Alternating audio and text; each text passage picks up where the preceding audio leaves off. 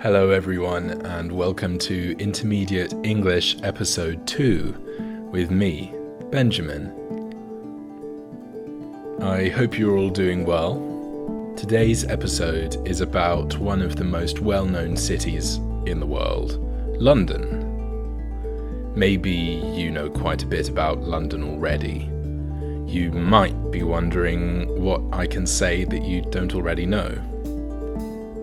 I'll try to tell you a few things about London that might surprise you, and I'll also tell you all about my experience of living there to give you an insider's perspective on what the city is like.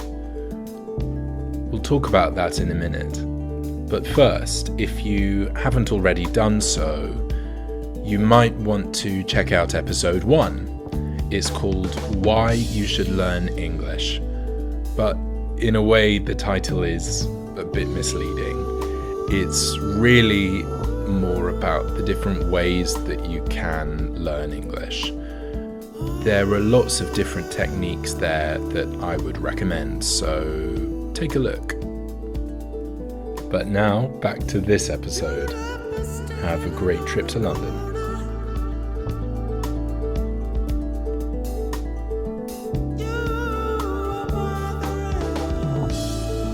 I grew up in a city about 45 minutes away from London, and London was always there. It was always somewhere that we could visit, that we could go to, and I was lucky enough to spend a lot of time there when I was a kid. So I have lots of memories of visiting the city. Often we went to see musical theatre or plays that were on in the West End or at the National Theatre. We sometimes went to museums and art galleries. So I was really lucky in having the opportunity to experience lots of the cultural highlights of the city while I was young. And my experiences as a child gave me this idea that I really wanted to live in London when I was old enough to leave home and after I'd gone to college. So when I was 23, I had the opportunity to move to London to go back to university and to carry on studying and to discover what this city was really like for myself. So let me tell you a bit about it. First, we're going to take a look at the history of London and find out how the city came to be the way that it is today.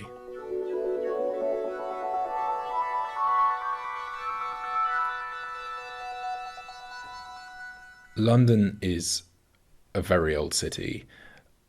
There's evidence of settlement around the area from around 6000 BC before Christ, so about 8,000 years ago. As I was saying, there's evidence of settlement from around 6000 BC by hunter-gatherers, our ancestors. So the area has been populated for a really long time. By 43 AD, Britain was part of the Roman Empire, and the city Londinium was founded on the River Thames. The River Thames is the river that runs through London. It's spelt Thames, so it's a pretty unorthodox pronunciation, but we're really keen on that sort of thing in Britain. And when the Romans left, London continued to be inhabited. We have examples of things that were constructed during that time. For example, St. Paul's Cathedral was originally founded in 604 AD, not the current building, and we'll come to that later. Skip forward a couple of hundred years, and we get to 1078, which is when the Tower of London is built. This is shortly after Britain has just been invaded by William the Conqueror, who came from Normandy in France in 1066. So 12 years after that, 1078, and the Tower of London is built. It's a really iconic tourist destination today, almost 1,000 years after it was built. This was primarily built as a defensive structure in order to keep the people of London obedient. Now, throughout the Middle Ages, London developed as a centre of trade and really became the commercial centre of the region, with links across Europe, particularly with the Low Countries nearby, cities like Antwerp and Bruges, but also with cities far away from London, for example in Russia and other parts of Northern Europe, as well as France and Spain and many other countries. So as you can imagine, with London becoming more economically prosperous, it was also becoming a pretty densely populated city, which it still is today. And with densely populated cities, they are a lot more vulnerable to things like disease. And that's exactly what happened in 1665 with the Great Plague. The plague was a disease that had been around for some time. Although this wasn't the first big epidemic in Britain, it was a really significant one, and 100,000 Londoners died. This period of the mid-1660s was a pretty unfortunate one for Londoners, because the following year was the Great Fire of London, in which much of the city burnt. The fire raged for 5 days and burnt down around 13,000 houses, and it also burnt down St. Paul's Cathedral along with 87 other churches. St. Paul's Cathedral was then rebuilt. Work started a few years later in 1675 and finished in 1710. And that is the design which you'll see if you visit St. Paul's today, designed by Sir Christopher Wren. It's still a really magnificent building. There are a number of places in London you can see it on the skyline. For example, Primrose Hill. Obviously, it's dwarfed by some of the taller buildings around it. We say dwarfed if something is made to seem a lot smaller in comparison to other taller things. So St. Paul's Cathedral is dwarfed by some of the new skyscrapers that are built in an area called the Square Mile, which is right next to St. Paul's. Nevertheless, it's still a majestic building and really worth visiting. The Great Fire of 1666, which claimed St. Paul's Cathedral, wasn't the only great fire to have significantly shaped London's architectural history. There was also the Great Fire of 1834. This fire took with it the Palace of Westminster, the home of the British Parliament. Work started soon after that on reconstructing it. It was rebuilt in a neo-Gothic style, which was very popular at the time.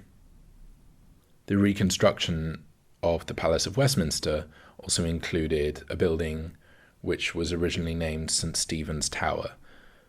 Well, you might not have heard of that, but you've probably heard of Big Ben, which is a very tall clock tower. You can also see a silhouette of Big Ben if you take a look at the artwork for this podcast. It's actually part of our logo. Bonus points if you can work out why. So London, as we know it today, was really shaped by a number of events, including 2 great fires. But London owes its status to its position in the centre of the British Empire. The East India Company was one of the first joint stock companies in the world, and it was founded in 1600 in London. The East India Company later became the backbone of the British Empire, something that we mentioned in the last episode as well, because it's really difficult to talk about British history and to understand anything about British history without really having some sense of how the empire fits into that.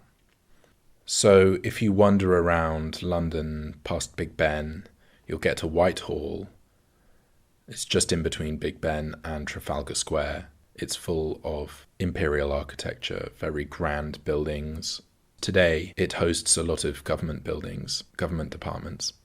The 19th century was in many ways the sort of high point of British imperial power, and there was an event in London which was pretty instrumental for showing this to the rest of the world, and that was the Great Exhibition of 1851.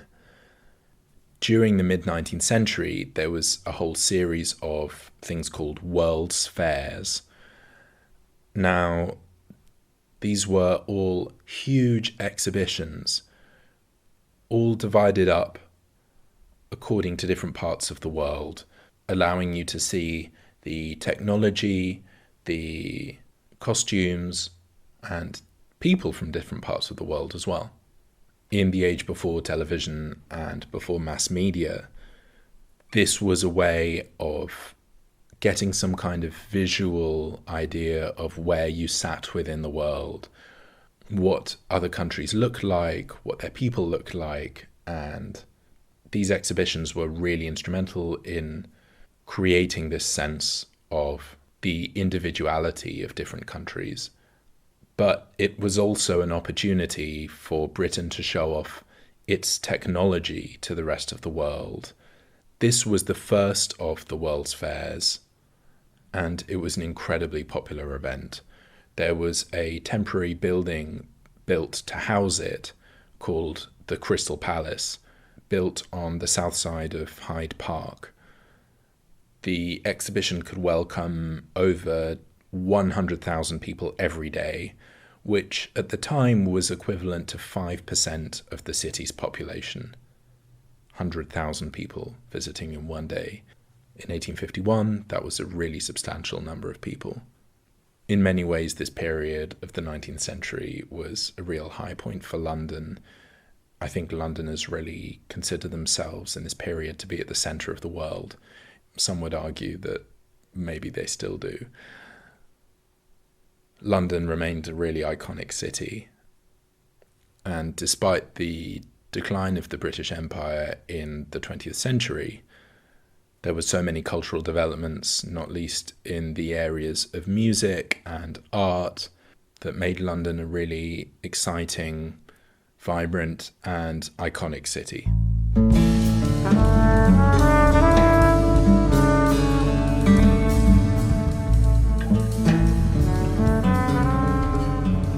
So maybe you're wondering what London is like now.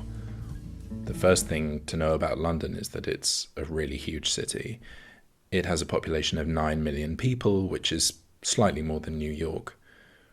And people are pretty squashed into London, certainly if you compare it to other European capitals.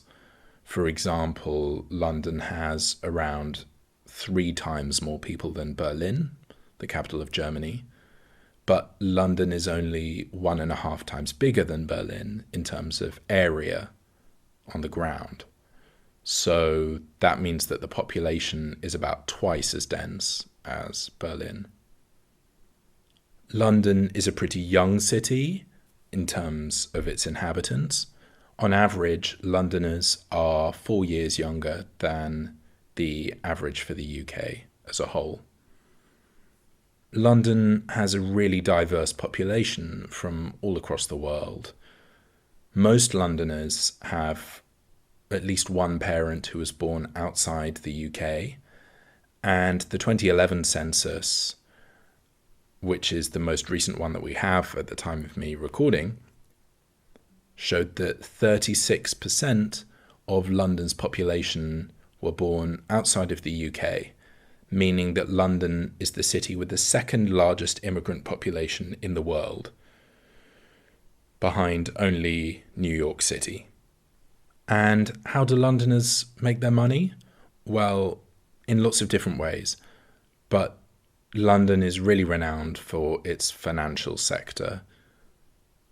It hosts almost 500 overseas banks from abroad, and London has an entire district which is called the City with a capital C, and that is dedicated to finance, banking, insurance companies, that sort of thing. In such a large city, how do you get from your home to your office? Well, most people get around using the underground system, which is colloquially known in London as the Tube. This is the world's oldest metro system.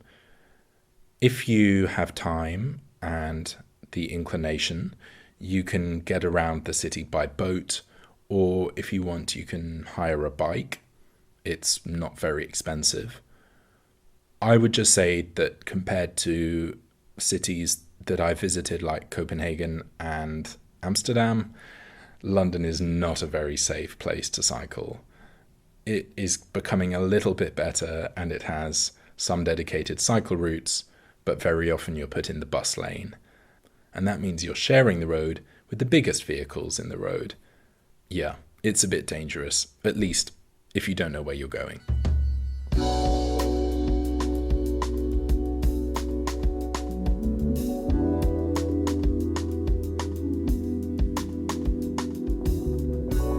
Like I mentioned earlier, I had a dream when I was young to live in London, and I was able to realize that dream when I was 23, and I moved to London and lived there for 3 years.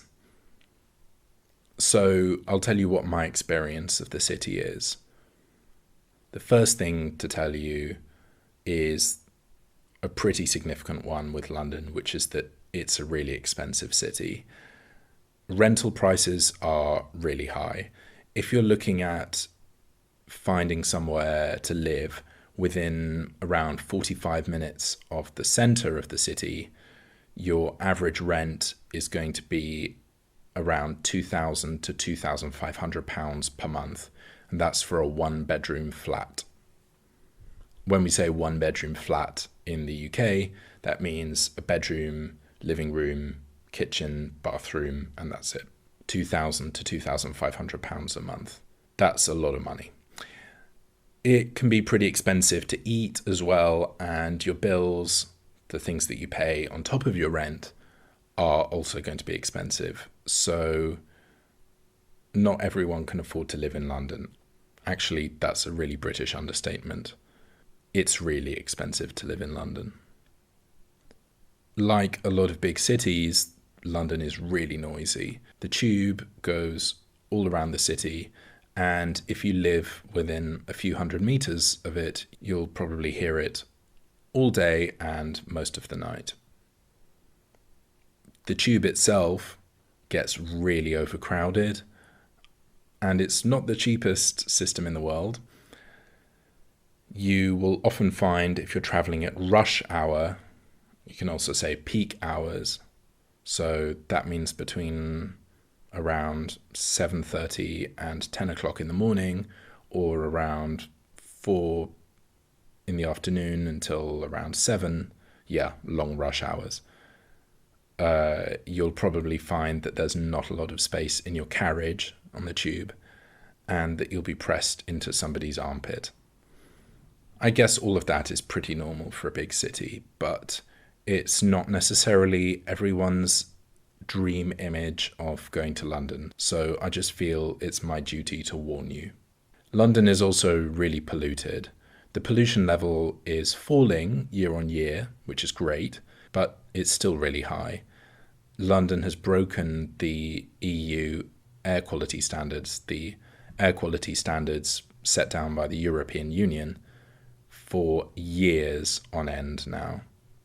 Another way of saying that is that London's pollution levels are not, and have not been for some time, legal. Have I completely put you off visiting London ever?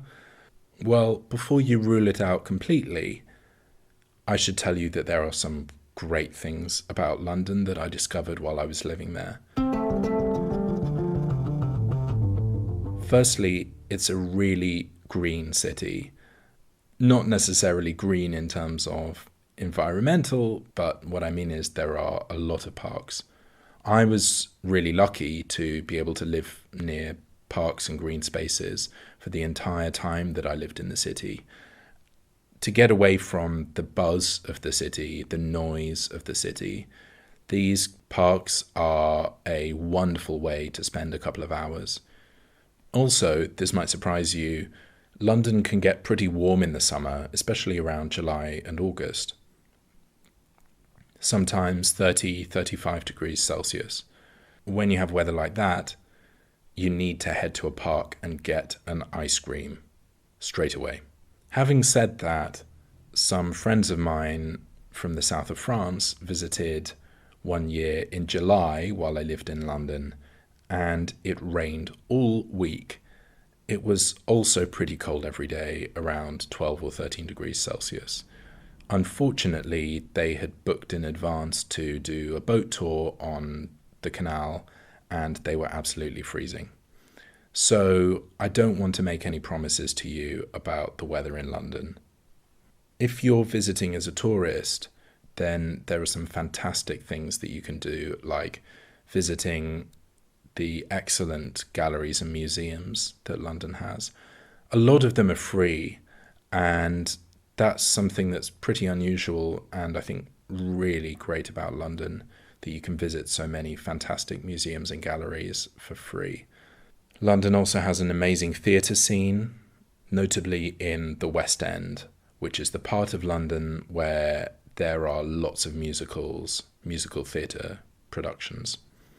There's also the National Theatre, which has 3 different theatres inside it and is just a really fantastic place to go and hang out if you have some free time. If you're interested in music, then there are so many different places you can go in London. But since I'm telling you a bit about my experience, I'll recommend 2 places. One of them is the Barbican Centre, which has all sorts of different spaces in it, but one of them is a concert hall where you can see the London Symphony Orchestra pretty regularly, and they have lots of fantastic ticket deals. So you might be able to see a really world-class classical music concert for not so much money. The Barbican itself is a 1980s building.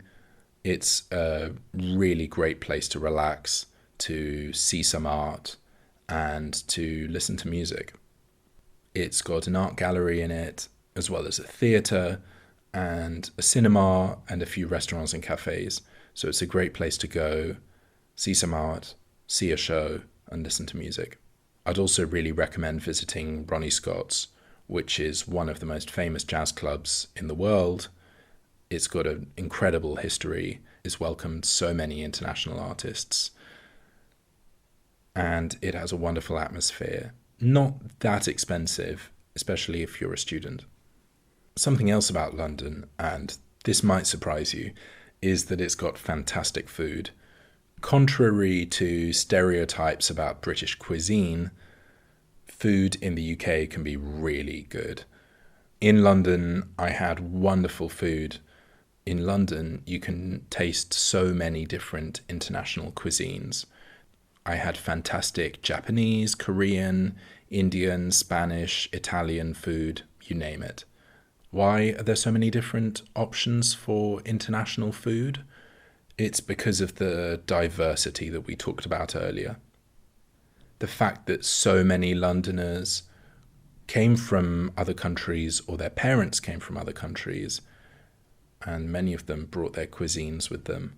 And London is a richer, more diverse and exciting place because of all of these different cultures mixing.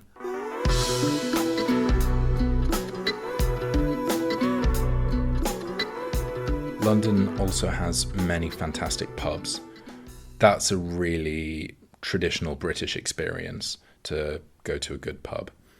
In London, lots of them are busy all day. Most of them serve food, and there's everything from modern, trendy bars all the way over to old-fashioned, wood-panelled places.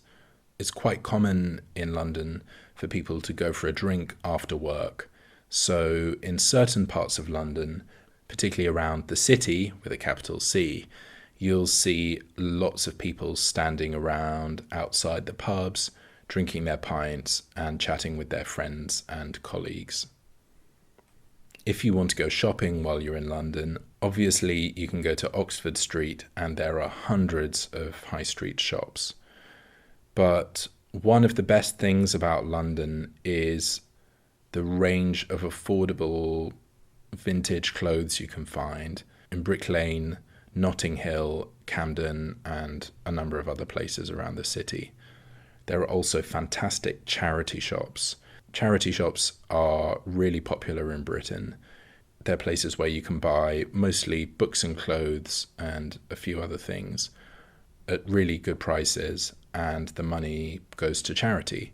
So you get a nice piece of clothing or a nice book, and you also support a charity at the same time, which I think is great. Everyone wins.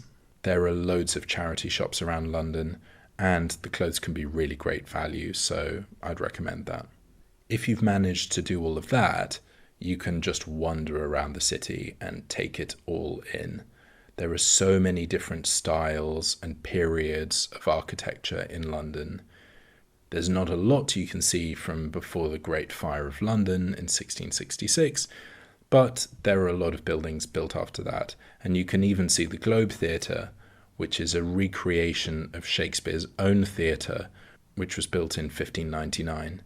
It's recreated to look like an authentic building from the period.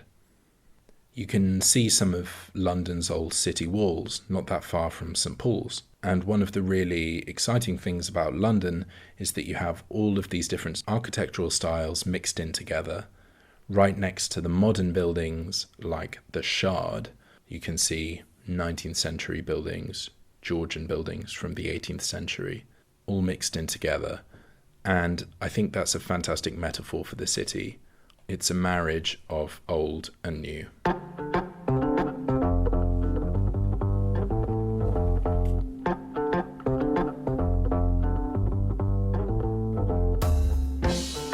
If you're planning on visiting London, then there are 3 places that I would like to particularly recommend that you visit. None of these 3 are in the top 10 sightseers lists, the lists of the most visited sites in London. And all 3 of them are free to visit. Number 1 is Holland Park. I could have picked a number of different parks, but I'm in London at the moment and I've spent a lot of time there recently. So at the moment, I guess it's the one that I know the best. It's a pretty small park. You can walk across it in about 5 or 10 minutes, but it's got so much diversity. It's got a bit of woodland, it's got a Japanese garden, it's got a park for sport, it's got a tennis court, a children's play area, all sorts of different things as well that I haven't mentioned. Number 2 is go and visit the Regent's Canal.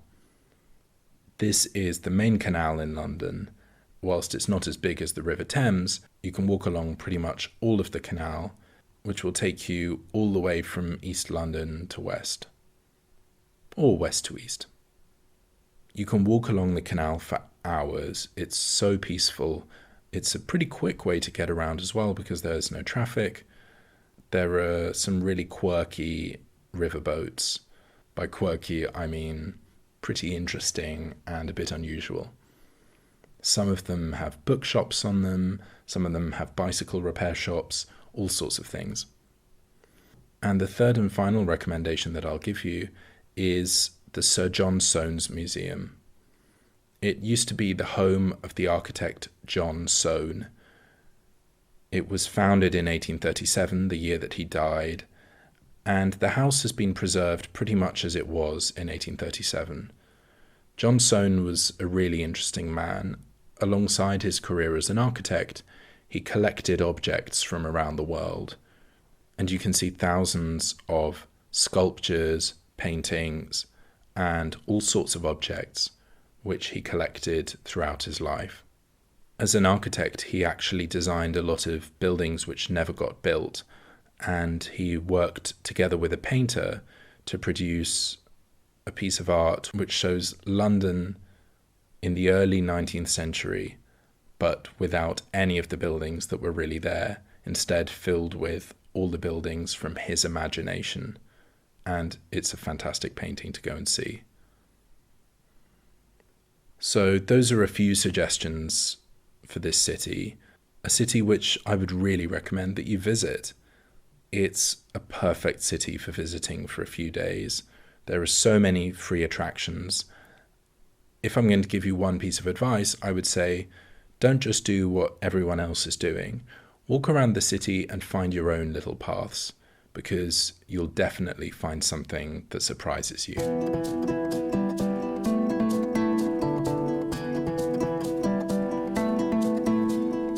So I hope you enjoyed listening today, and I hope that you learnt something and that you'll come back for some more.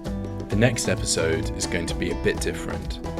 It's about a topic which spans philosophy, biology, economics, many other fields, and I'm an expert in none of those fields. What I want to do instead is introduce you to the topic, give you the chance to pick up some vocabulary from a number of different fields, and hopefully provoke you to think about the subject in a different way. I think it's a pretty interesting subject, and I hope you will too. If you enjoyed this episode, don't forget to share it with anyone else you know who's learning English. As I'm recording this, Intermediate English is less than a week old, so you can help us out by spreading the word. You can also leave the show a 5-star rating, or if you like, you can review it on Apple Podcasts. So thank you for listening, and see you next time.